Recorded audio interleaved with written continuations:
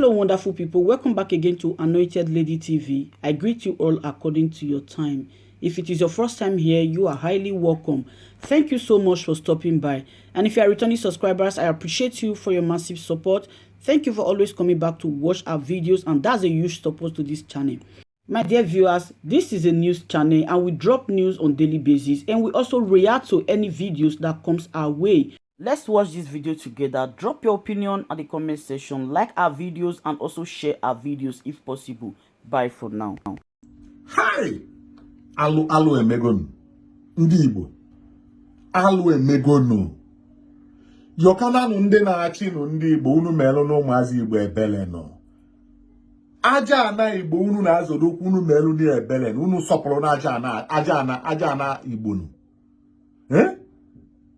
Kedu ka unu si wee ifele etu a wee na-etewu tekacha onwe unu n'iru everywhere wee kwuo dị si na unyi ya wee na-ete ndị Igbo niile n'iru ke ụdị rọbish dị ha eholi igwe Chukwuma je wee ikpelie na-aba ebe Sultan of Sokoto nọ wee gbuo onye na-ana igwe Chukwuma makwa na-etu anyị bụ igwe na Sultan of Sokoto na ọnọdụ ka igwe na be ha iwe ikpele gị na-aba wee wụọ na ana ọgbọkwa nọ n'ime ụlọ nọ in public ndị kamera sel ya post na social media.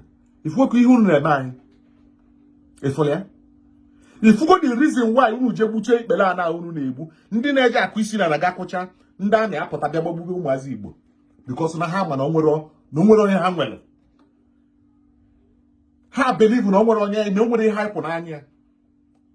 Ezigbote nwa afọ Igbo bụ eze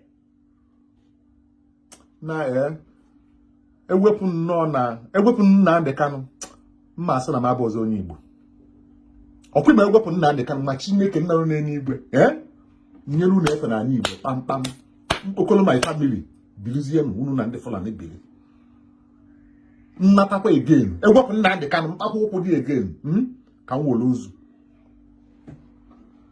na ihe unu na-etegharị mmadụ ifele n'iru everywhere were ifele na-etechu onye ọbụla iru igwe eholi igwe ga na-egbu ikpere na ana in public kamera video na-evidio igwe ndị Igbo ọ na-alụ ka ọwụ akọnka because na anụrụ ọgụ ewe kọnka unu nke gịnị ji wee mee to start with ọbụrụ no respect ọbụrụ no ka iwe guide ndị Igbo ka a hapụ ịnụ ọgụ ka ije ndị ha iru ije na-egbu ikpere ana dị ka ewe nye nwa gị ka nwa gị wee bụrụ sinetọ maọbụ ka nwa gị wee bụrụ gọvanọ onye ka ije je egbuli ikpere ana dị n'ifele eme mkpi unu niile na-ezuzugharị unu si na unu na-achị ndị Igbo na-ezuzugharị unu niile na-ezuzugharị ọha na eze kọlụ yati gasaida George Obi ọzọ agadi ekwe nka na-ezuzugharị emenwuna si unu ma ihe ebe ka amamihe ndị Igbo dị ka nna ajụ m kedu ebe amamihe anyị dị ebe ka ọ dị ka mmadụ ya eji wee batakwuo na be gị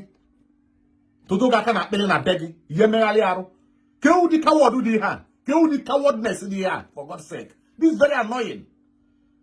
Kill the coward do the hand. Nobody. The only one the boy you get poor than the Fulani no. Will it be land in public? Kill the pally the hand and not June.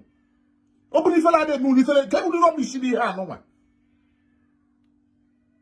Hi, Chineke na bi n'eluigwe men alo mpo.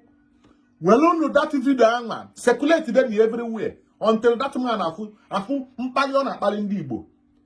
This is the reason why ọ ga-abụ ije buche ikpere ana dị ya ewere ha egbe wee bịa ime panton dance 1 panton dance 2 dance 3 unu na-atụ ụjọ unu chọrọ peace. What kind of peace? Ke ụdị peace unu na-achọ ihe a ọ bụrụ na ndị Fulani akọ kago ndị Igbo gwa na anyị ka onye ọbụla bụrụ akpa anyere ha efe na Igbo na ka ha biru gwa na anyị ka anyị pụọrọ ha ke ụdị rọbish dị ha ọ bụrụ ha akọ nka gaa n'Igbo let us live ka anyị rapụrụ ha n'Igbo onye fụ ya bili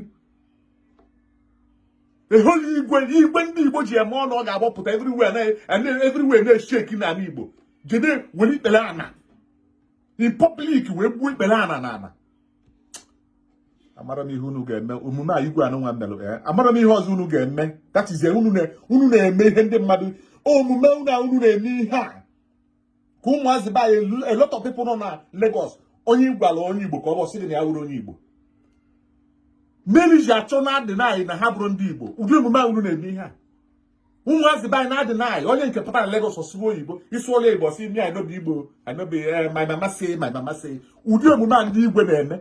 Ndị ọha na eze na-eme. Ọkwa Nnamdi Kanu ka eji ihe ana. Unu na-emeghalị arụ unu ka na-eme politics.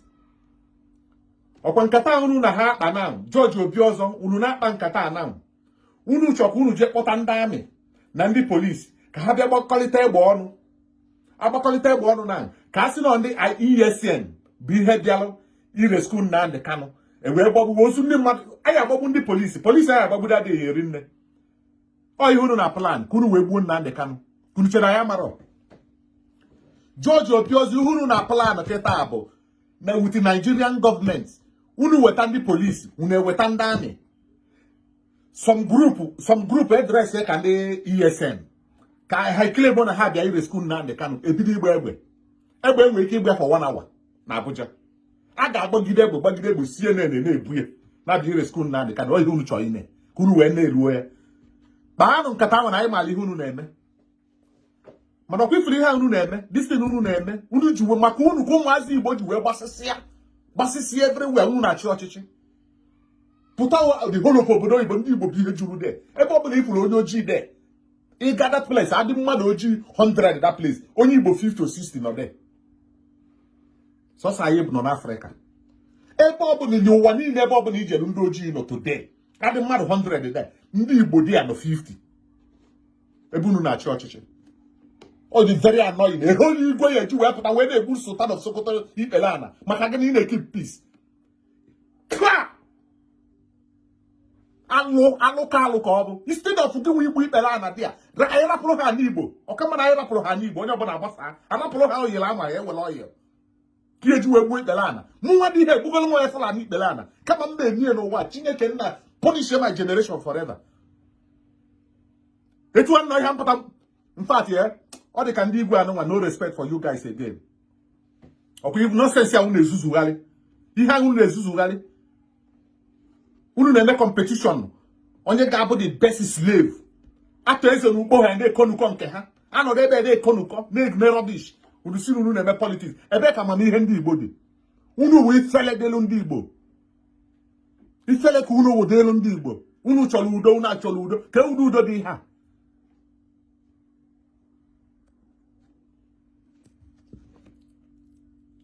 chọgbakwa unu